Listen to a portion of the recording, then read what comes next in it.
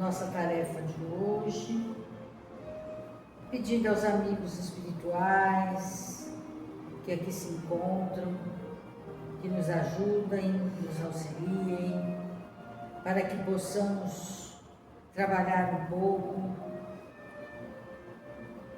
sobre as explicações do Livro dos Espíritos. Mestre querido, estamos aqui reunidos com muita alegria, com os amigos encarnados e desencarnados, para que possamos aprender um pouquinho sobre essa doutrina maravilhosa que nos acompanha, que nos consola, que nos instrui e que por ela, Senhor, estamos sabendo de onde viemos, como estamos aqui e para onde iremos aos desencarnados. Mestre querido, abençoa todos nós nesta noite, abençoe a todas as pessoas que aqui se encontram, encarnados e desencarnados, e que possamos na noite de hoje estarmos de coração aberto para o aprendizado que é tão importante em nossas vidas. Agradecendo a espiritualidade amiga que aqui se encontra, agradecendo a espiritualidade que faz com que esta casa esteja sempre iluminada e que ao entrarmos aqui sejamos todos agradecidos, amparados e protegidos. Fique conosco, Mestre, hoje, agora e sempre, que assim seja. Está calor.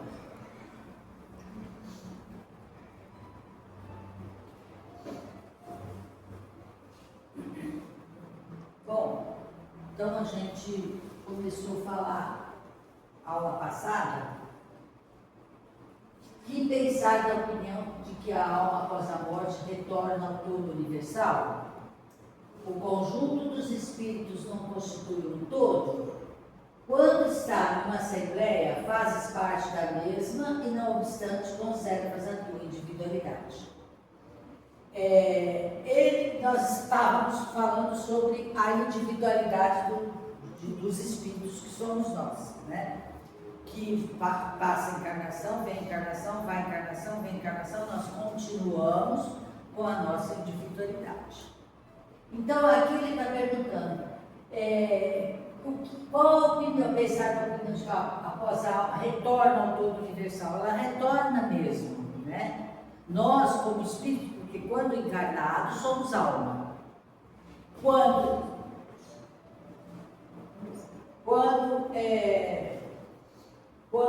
desencarnamos, somos espíritos, né? Voltamos ao que somos na realidade, espíritos sem corpo e etc. Aí ele fala, o conjunto dos espíritos não constitui um todo. Quando está numa assembleia, fazes parte da mesma.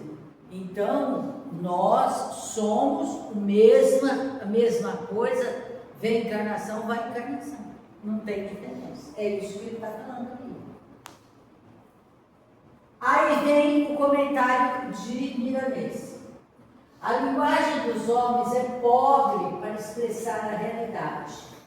Todo esforço feito nesse sentido é da carência de recursos, no sentido de dizer as verdades que o coração entende com facilidade.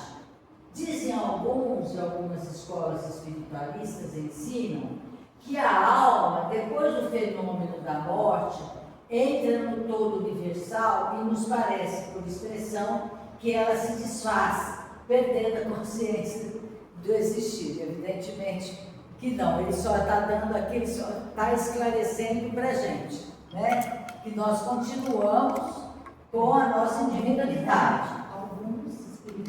Algumas escolas espiritualistas, né? Ensinam isso.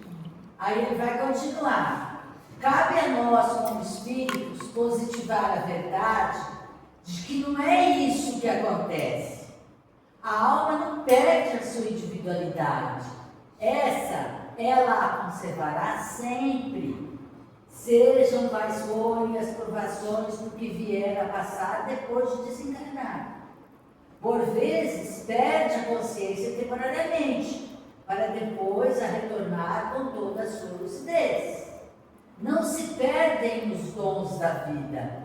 Eles crescem cada vez mais sob as bênçãos de Deus. A doutrina dos Espíritos é o consolador prometido pelo Mestre, como instrutor permanente das criaturas. Ele ressalta em todos os âmbitos a mesma doutrina do Cristo, fazendo renascer todos os preceitos para que possamos entender na sua profundidade o que falou aos homens da época e que os de agora devem escutar por outros processos que não sejam com a sua presença objetiva. Ele usa os meios disponíveis ao seu generoso coração.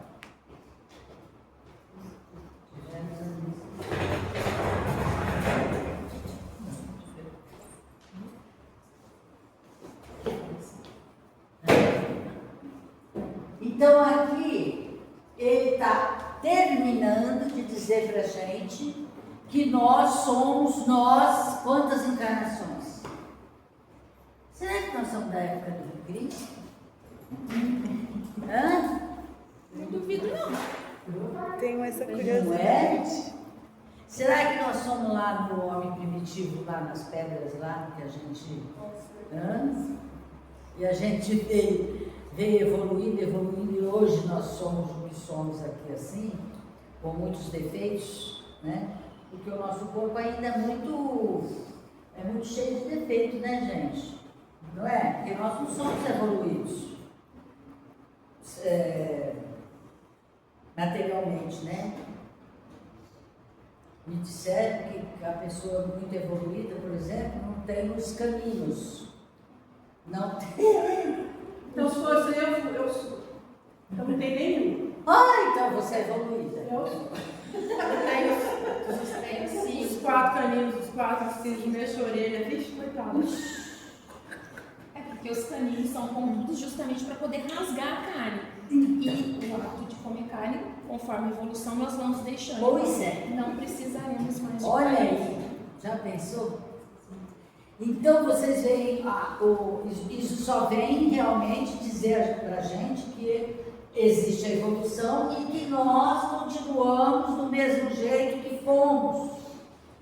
Evidentemente, cada encarnação um pouquinho melhores, porque a gente vai adquirindo conhecimento, vai adquirindo, né? E nós vamos, no nosso consciente, no nosso crânio, a gente vem trazendo tudo o que aprendemos de vidas anteriores.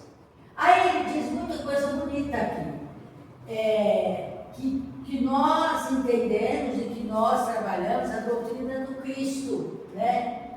Ele usa os meios disponíveis do seu generoso coração. Então, Cristo, ele está sempre junto de nós e tendo muita paciência com os nossos vícios, os nossos defeitos, sabendo que nós vamos cada dia mais aprender um pouquinho mais e evoluir.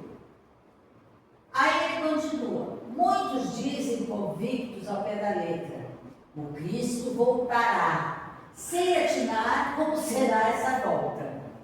Aliás, a gente ouve muito, né, em outras religiões, que o Cristo voltará. Né? O Cristo não voltará. A gente sabe disso. Como espíritas, nós sabemos que ele não voltará. Né?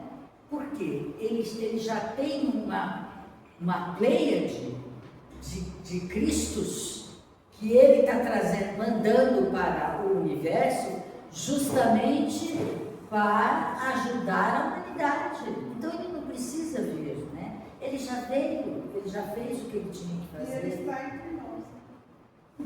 Não é? Então, não, é como encarnado, né? Então ele diz aqui,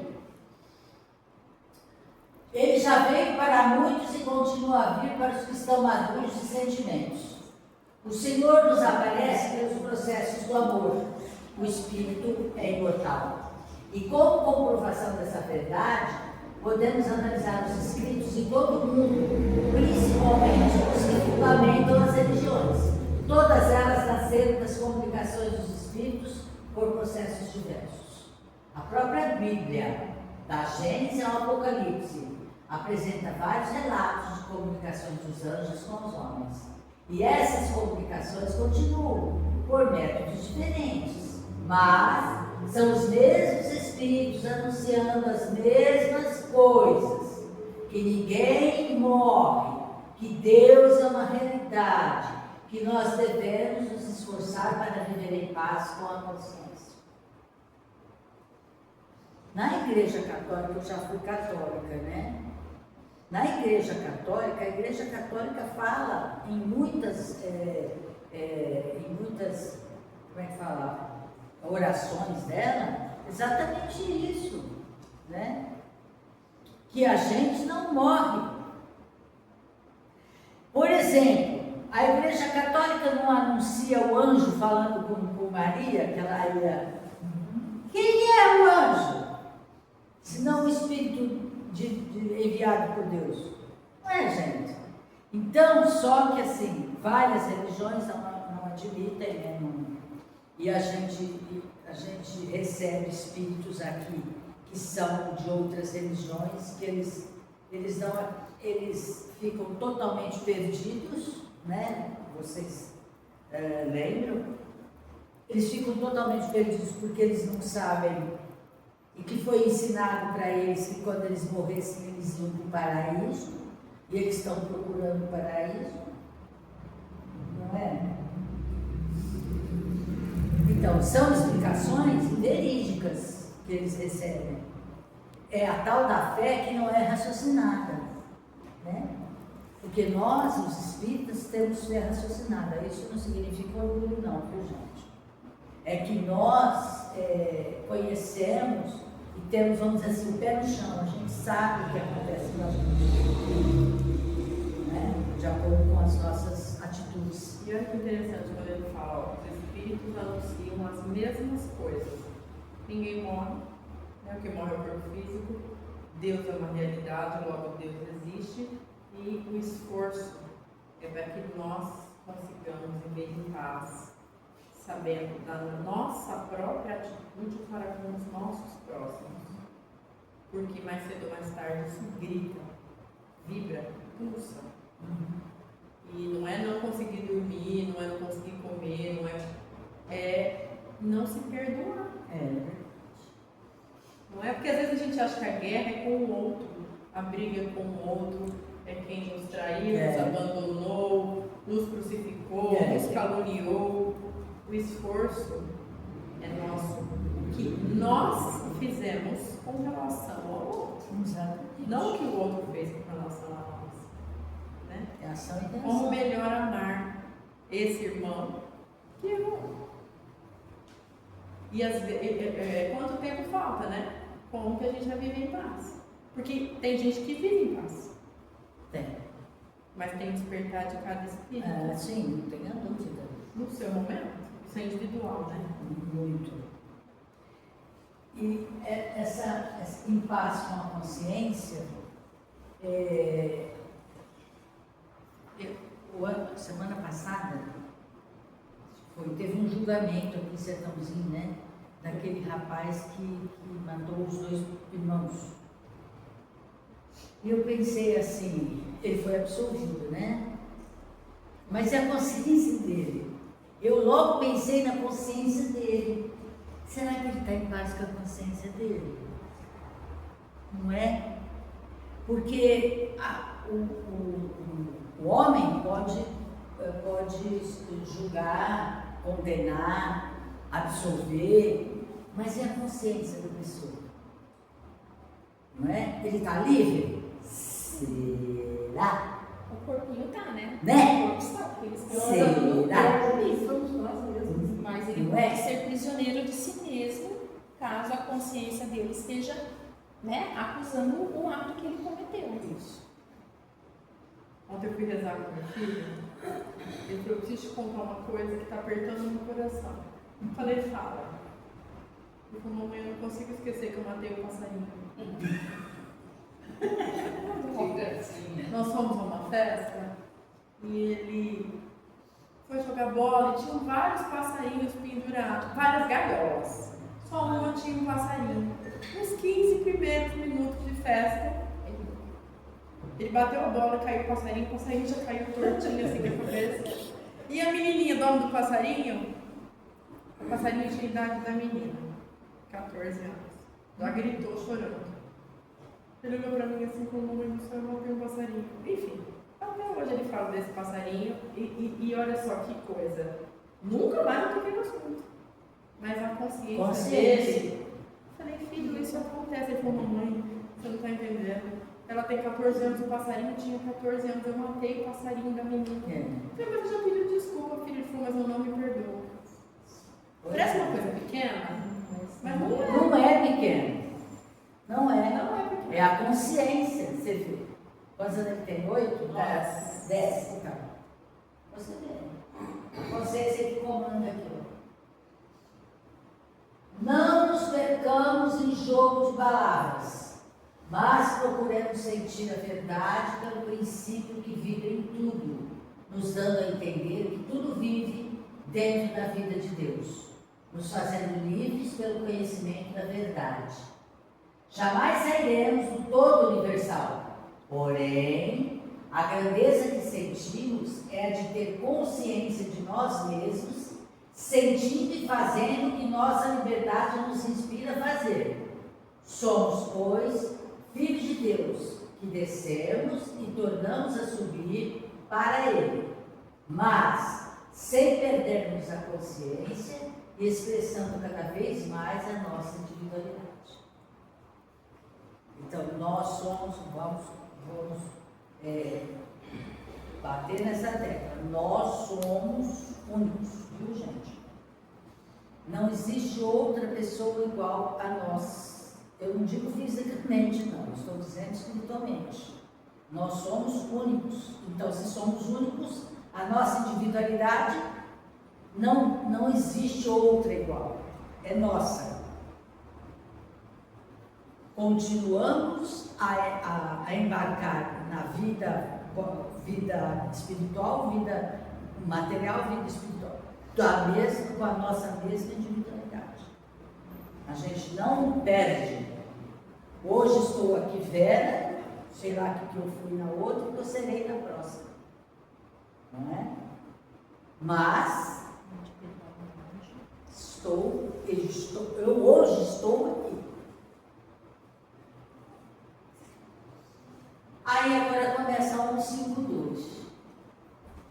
E essa é a última, da minha coisa. Questão. Giovana. Ainda tem 10 minutos, 5 minutos. Vamos continuar? Vamos lá. Que prova podemos ter da individualidade da alma após a morte? Não tendes esta prova pelas comunicações que obtendes? Se não estiverdes cegos, vereis. Se não estiverdes surdos, ouvireis. Pois frequentemente uma voz vos fala e vos revela a existência de um ser que está ao vosso redor. Bravo ele, né? Direto. Se estiverdes cegos, se não estiverdes cegos, vereis. Se não estiverdes surdos, ouvireis. E a gente tem todas as nossas manifestações mediúnicas, a certeza absoluta que existe vida após a vida. Não é só também aqui, né? Em outros lugares também há as manifestações e são relatadas. O comentário de Kardec: os que pensam que a alma, com a morte, volta ao todo universal, estarão errados se por isso entendem que ela perde a sua individualidade, como a gota d'água que que caísse do oceano. Estarão certos, entretanto, se entenderem pelo todo universal o conjunto dos seres incorpóreos de que cada alma ou espírito é um elemento. Estamos exatamente no mesmo lugar onde deveríamos estar. Nós fazemos parte de um todo. Foi o que ele começou a falar lá, né? Numa assembleia você faz o quê? Numa assembleia você faz parte. Você faz parte do quê? Do todo.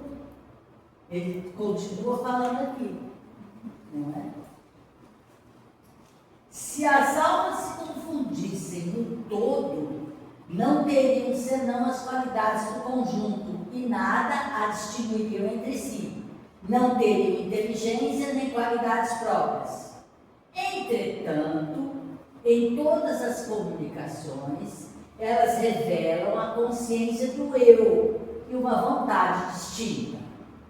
A diversidade infinita que apresentam, sob todos os aspectos, é a consequência da sua individualização. Se não houvesse, após a morte, senão o que se chama o grande todo, absorvendo todas as individualidades, esse todo seria homogêneo. E então, as comunicações recebidas do mundo invisível seriam todas idênticas. Desde que encontramos seres bons e maus, sábios e ignorantes, felizes e desgraçados, e desde que os há de todos os caracteres, alegres e tristes, levianos e sérios, etc., é evidente que se trata de seres distintos. É como a minha mãe, ela dizia o seguinte: eu tenho 3 filhos, cada um é de um jeito, mas todos eles vieram da mesma barriga. É o que ele está falando. Ou não? Não é? Nós somos parte do todo universal. Só que cada um de nós temos a nossa individualização. Nós somos os indivíduos únicos. Mas nós fazemos parte de um todo. Já pensou se todos nós fôssemos do mesmo jeito? O que seria? Né? Então tem que haver e há essa distinção. A individualização ainda se evidencia quando esses seres provam a sua identidade através de sinais incontestáveis, de detalhes pessoais relativos à vida terrena e que podem ser contestados.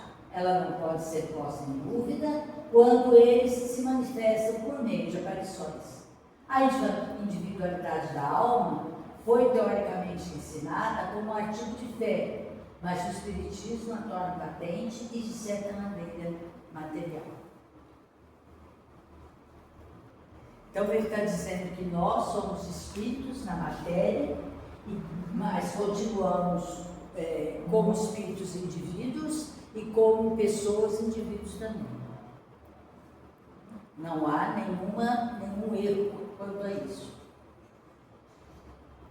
Ao Miramês, ele diz o seguinte: as maiores provas da individualidade da alma são as comunicações dos espíritos que viveram na Terra, generalizadas em todo o mundo, desde o homem primitivo às altas civilizações do planeta. Não existe uma família sequer que não tenha um fenômeno a contar sobre visão ou dos sinais dos seus amigos ou familiares que já passaram para o outro lado da vida, que voltaram para comprovar que eles não morreram. Quem tem um exemplo aí para me dizer dessa comunicação? Não aqui no centro, dessa comunicação. Meu marido, ele falava que morreu, acabou. Acho que eu já contei aqui. Ele falava, morreu, acabou. Não é tal, tentava explicar. Mas onde que vai tanto espírito? Como que pode? Né? Ele não entendia. E aí, quando a mãe dele morreu, ele era muito apegado à mãe, né? Nos últimos dias eu falava, vai que a sua mãe vai estar se desligando. Ele não tinha coragem, ele fugia. não queria enfrentar a realidade. Passado, acho que uns 2 meses que ela tinha morrido, ele saindo da casa que ela morava, né, que as irmãs ficaram, ele escutou ela chamar por ele, Toninho, Toninho. Aí ele chegou em casa, você não sabe o que me aconteceu. A minha mãe me chamando do jeitinho que ela me chamava. Eu falei, era sua mãe. Eu falei, você viu como que quando morre não acaba? Porque ele ficou assustado com a voz que ele ouviu e o jeitinho que ela chamava. Então o meu não acabou. Foi uma prova, Você viu? Então, olha, não é aqui dentro do centro, na hora da mediúnica que acontece, né? Temos muitos exemplos. entes queridos, né, que voltam. Exatamente. Ou para a gente ver, ou para ouvir. Exatamente. Ainda mais quando são muito apegados um ao outro, né? Por hoje terminamos o nosso livro dos Espíritos.